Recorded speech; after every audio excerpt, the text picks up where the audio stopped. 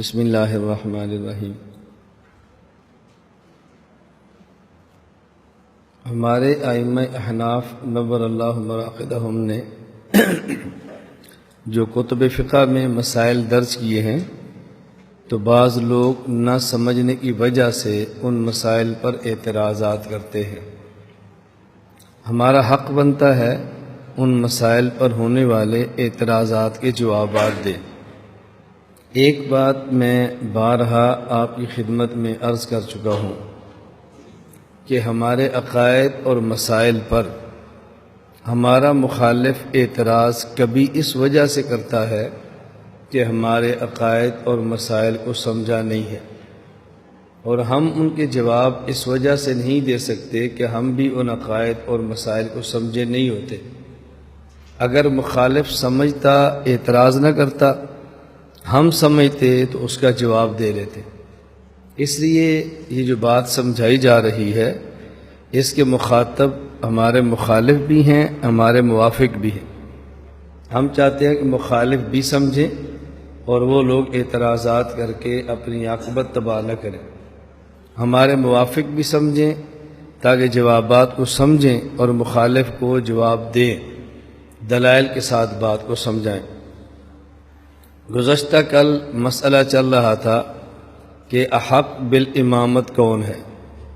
اگر امامت کے لیے ایک سے زائد افراد موجود ہیں اور ان تمام افراد میں شرائط امامت موجود ہیں تو ان میں سے کس کو امام بنانا زیادہ بہتر ہے؟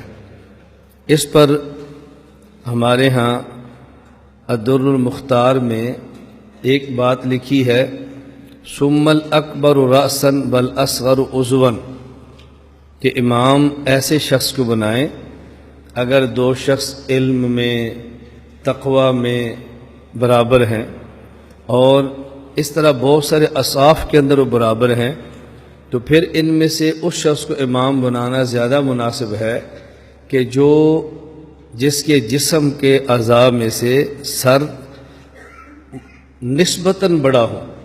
ہمارے معاشرے میں جس آدمی کا سر نسبتاً چھوٹا ہو اس آدمی کو بیوقوف سمجھا جاتا ہے، اور جس آدمی کا باقی اعضاء کی نسبتاً سر بڑا ہو اس کو سمجھدار سمجھا جاتا ہے۔ ہمارے ایک زبان مشہور ہے، ایک محاورہ مشہور ہے، کہتے ہیں وڈے سر سرداراں دے اور وڈے پیر گنواراں دے۔ یہ پنجابی میں ہے کہ جو سردار ہوتے ہیں ان کے سر بڑے ہوتے ہیں، اور جو دیہاتی قسم کے لوگ ہوتے ہیں ان کے پاؤں بہت بڑے ہوتے ہیں۔ یہ ہمارے مشہور ہے کہ بدو قسم کے لوگوں کے پاؤں بڑے ہوتے ہیں اور سمجھدار اور سرداروں کے سر بڑے ہوتے ہیں۔ تو یہ لکھا ثم الاکبر راسا والاصغر عضوا، کہ آدمی کے جسم کے باقی اعضاء کی نسبتاً ان اعضاء سے سر قدرے بڑا ہو تو اس کو امام بنائیں۔ مسئلہ تو صرف اتنا ہی لکھا تھا، لیکن غیر مقلدین کا کام چونکہ اعتراض کرنا ہے تو انہوں نے کہا کہ جی فقہ حنفی کے اندر نہایت گندا مسئلہ لکھا ہوا ہے۔ انہوں نے کہا امام اس کو بنائیں کہ جس کا سر بڑا ہو اور جس کی شرمگاہ چھوٹی ہو۔ اب بتاؤ ہم کیسے چیک کریں گے کہ فلاں بندے کی شرمگاہ چھوٹی ہے یا بڑی ہے؟ تو بہت گندی فقہ ہے۔ یوں مسئلہ بیان کیا، اور اس پر دلیل کیا بیان کی ہے؟ خود عبدالعزیز نورستانی غیر مقلد گزرا ہے، وہ کہتا ہے دلیل یہ ہے کہ آدمی کے جسم میں بازو بھی دو ہیں، ٹانگیں بھی دو ہیں، آنکھیں بھی دو ہیں، آدمی کے جسم کے اندر کان بھی دو ہیں، اور آدمی کے جسم میں واحد ایک ہی عضو ہے جو اکیلا ہے۔ دیکھا والاصغر عضوا، اس سے معلوم ہوتا ہے کہ فقہا کی مراد یہ ہے کہ اس آدمی کا سر بڑا ہو اور شرمگاہ چھوٹی ہو۔ حالانکہ یہ بڑی عجیب سی دلیل ہے اور بڑی بھونڈی سی دلیل ہے۔ اس کی وجہ یہ ہے کہ آدمی کے جسم میں ناک بھی ایک ہی ہوتا ہے، دو تو نہیں ہوتے۔ آدمی کے جسم میں زبان بھی ایک ہوتی ہے، دو تو نہیں ہوتی۔ تو آپ نے اس کا معنی یہ کیسے لے لیا کہ اس سے مراد وہ ہے نہ تمہارے ذہن میں ناک آیا ہے نہ تمہارے ذہن میں زبان آئی ہے؟ یہ تم نے کیسے لے لیا؟ تو خام خواہ مسلط کرنے کے لیے یہ بات کی ہے۔ اور دوسری بات یہ سمجھیں کہ آدمی کے جسم میں وہ اعضاء جو دو ہیں، مثلا دو ہاتھ ہیں، دو پاؤں ہیں، دو ہیں، عربی محاورات میں اور اردو محاورات میں بطور جنس کے ان کو دو کی بجائے ایک عضو ذکر کر دیا جاتا ہے.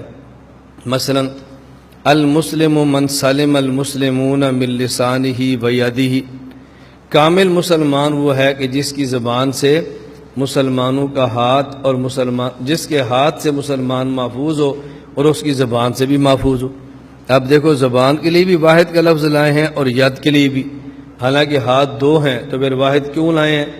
اس کی وجہ صرف یہ ہے بطور جنس کے جب لائیں تو پھر ید کہتے ہیں، پھر یدان نہیں کہتے. حدیث پاک ہے مر رأى منکم منکرا فلیغیرہ بیدہ، تم میں سے اگر کوئی شخص گناہ دیکھے تو چاہیے اس کو اپنے ہاتھ سے روکے. یہاں بھی ید واحد کا لفظ لایا ہے، تثنیہ کا لفظ نہیں لایا گیا. حدیث پاک میں جعلت قرۃ عینی فی الصلاۃ، میری آنکھ کی ٹھنڈک میری نماز میں ہے.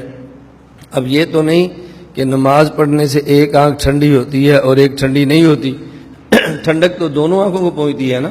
لیکن یہاں جعلت قرۃ عینی فی الصلاۃ، عین لفظ واحد لائے ہیں، تثنیہ نہیں لائے، حالانکہ آنکھیں دو ہیں. کیوں واحد لائے؟ بطور اس میں جنس کے.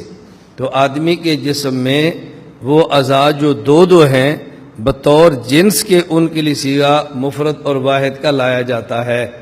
اس لیے ہاتھ بھی دو ہیں، ٹانگیں بھی دو ہیں، لیکن یہ فرمایا کہ الاکبر راسن، سر اس کا بڑا ہو اور باقی اعضاء ہاتھ اور پاؤں اور ٹانگیں نسبتاً سر ان کی نسبتاً بڑا ہو. تو اب دیکھیں یہاں یہ دو اعضاء تھے لیکن بطور جنس کے لفظ ان کے لیے ایک لائیں. تو ہم نے اس لیے گزارش کی ہے کہ مسئلہ وہ تھا جو ہم نے بتا دیا ہے کہ سر باقی اعضاء کی نسبت قدرے بڑا ہو، اور انہوں نے کہا نہیں اس سے مراد شرمگاہی ہے. اس پر دلیل کیا ہے کہ عضواً واحد لائے ہیں اور اعضاء جسم میں سے یہ جسم واحد اکیلا ہے. ہم نے کہا باقی اور بھی اعضاء ہیں جو اکیلے ہیں، اور اگر اکیلا نہ ہو تو پھر بھی واحد کیوں لائے ہیں؟ اس لیے کہ عربی اور اردو محاورات میں آدمی کے جسم میں جو دو اعضاء ہوں بطور اس میں جنس کے ان کے لیے لفظ واحد اور مفرد کا صیغہ استعمال ہوتا ہے. دوسرا جو آپ ذہن نشین فرما لیں کہ اگر اس بات کو مان بھی لیا جائے کہ بل اصغر عضواً سے مراد شرمگاہ ہے تو پھر بھی کوئی بات قابل تعجب اور قابل اعتراض نہیں ہے. اس لیے کہ بسا اوقات ایک لفظ بول کر اس کا لغوی معنی مراد لیتے ہیں اور کبھی ایک لفظ بول کر اس کا لغوی معنی مراد نہیں لیتے بلکہ اس کا ایک اصطلاحی اور عرفی معنی مراد لیتے ہیں. محاورے میں اس کا معنی کیا ہے؟